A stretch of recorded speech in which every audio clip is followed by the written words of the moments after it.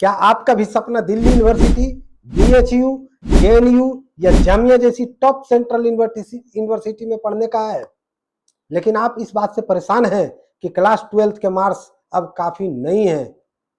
तो दोस्तों, आपकी इस टेंशन का एक ही जवाब है कि CUET यानी कॉमन यूनिवर्सिटी एंट्रेंस टेस्ट। दोस्तों, आज की इस वीडियो में हम CUET के बारे में सब कुछ आसान भाषा में समझेंगे। एग्जाम का पैटर्न क्या है, सिलेबस क्या है, सही सब्जेक्ट कैसे चुने, और सबसे जरूरी बात, बिना किसी महंगी कोचिंग के आप घर बैठे इसकी तैयारी कैसे कर सकते हैं। अगर आप भी इस साल या अगले साल CUET देने वाले हैं तो यह वीडियो आपकी जिंदगी का सबसे जरूरी वीडियो होने वाला है। तो चलिए दोस्तों, शुरू करते हैं। सबसे पहले नमस्कार दोस्तों, मैं हूं सुभाष और आप देख रहे हैं नारा एजुकेशन बाय सुभाष। सबसे पहले बिल्कुल बेसिक से शुरू करते हैं दोस्तों। CUET क्या है? पहले क्या होता था कि अगर आपको DU के अच्छे कॉलेज में एडमिशन चाहिए तो 12th बोर्ड में 98% या 99% मार्क्स लाने पड़ते थे। जो छात्र थोड़े मार्क्स से चूक जाते थे उनका सपना टूट जाता था।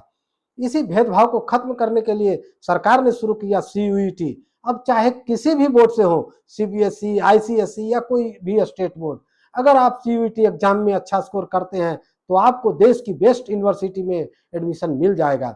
यानी अब हर छात्र को मिलेगा बराबरी का मौका। अब बात करते हैं सबसे जरूरी चीज की, एग्जाम का पैटर्न क्या है। ध्यान से सुनना दोस्तों, CUET एग्जाम को 3 मेन सेक्शन में बांटा गया है। पहला सेक्शन है लैंग्वेज।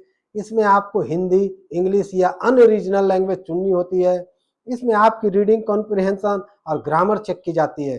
दूसरा सेक्शन है डोमेन सब्जेक्ट, मुख्य विषय। यहाँ आपको वो सब्जेक्ट चुनने होते हैं जो आपने 12th में पढ़े हैं, जैसे फिजिक्स, केमिस्ट्री, हिस्ट्री, अकाउंटेंसी आदि। आप अधिकतम 6 डोमेन सब्जेक्ट चुन सकते हैं।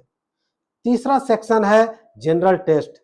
यह सेक्शन बहुत सी यूनिवर्सिटीज के लिए जरूरी होता है। इसमें basic math, reasoning, current affairs और जनरल नॉलेज पूछी जाती है।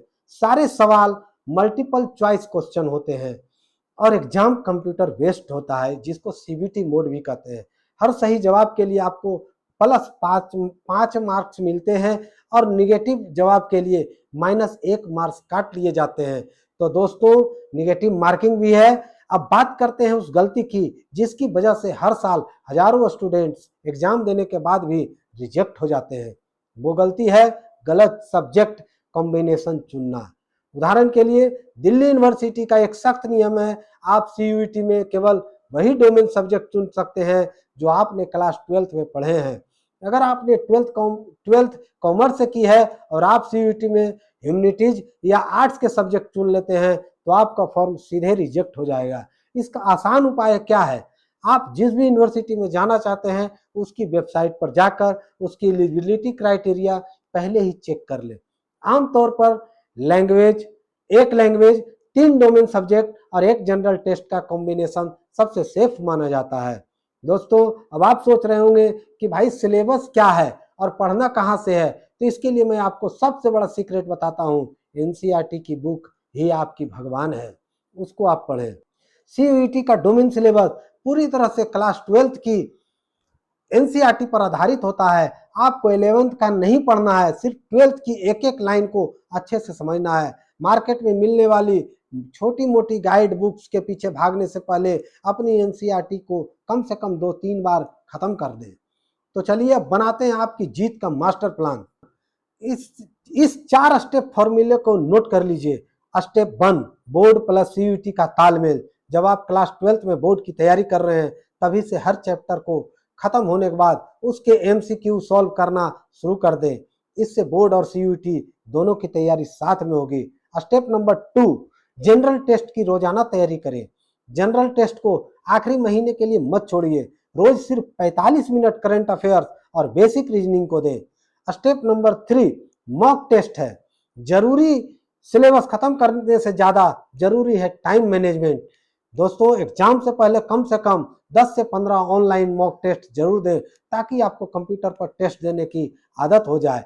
स्टेप नंबर 4, आखिरी के दिनों में कुछ भी नया पढ़ने के बजाय अपने बनाए हुए शॉर्ट नोट्स को बार बार रिवीजन करें। तो दोस्तों, CUET कोई हवा नहीं है, यह सिर्फ आपकी कंसिस्टेंसी यानी लगातार मेहनत का टेस्ट है। अगर आप आज से ही सही दिशा में तैयारी शुरू करते हैं तो नॉर्थ कैंपस या आपकी पसंदीदा यूनिवर्सिटी का कॉलेज आपसे दूर नहीं है। अगर आप चाहते हैं कि मैं डोमेन वाइज जैसे साइंस, कॉमर्स या आर्ट्स के लिए अलग से डिटेल वीडियो बनाऊं तो मुझे नीचे कमेंट करके जरूर बताइएगा।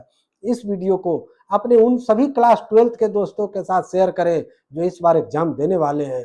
दोस्तों, अगर वीडियो पसंद आई हो तो लाइक करें और ऐसे ही गाइडेंस के लिए चैनल को सब्सक्राइब जरूर करें। All the best. मिलते हैं अगले वीडियो में। Thank you.